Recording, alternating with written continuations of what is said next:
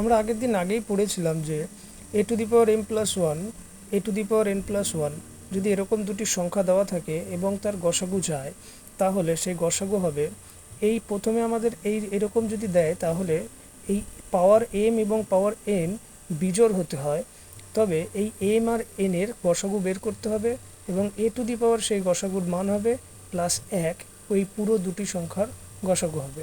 ঠিক একই রকমভাবে এখানে 5 to the power 57 plus one এবং 5 টু দি পাওয়ার 133 প্লাস ওয়ানের গসাগু জানতে চাওয়া হয়েছে।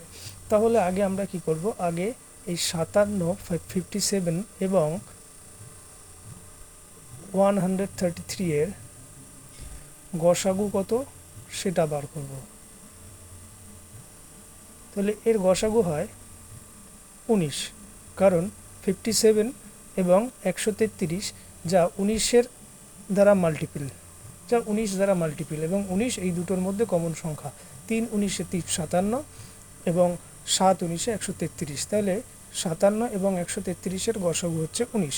তাহলে এই যে প্রথম দুটি যে সংখ্যা দেওয়া ছিল তার গসাগু হবে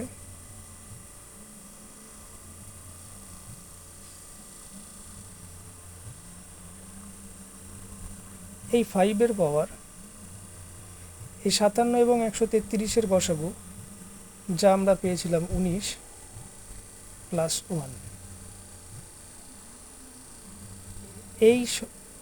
এইটাই হলো এই দুটি সংখ্যার গসাগু।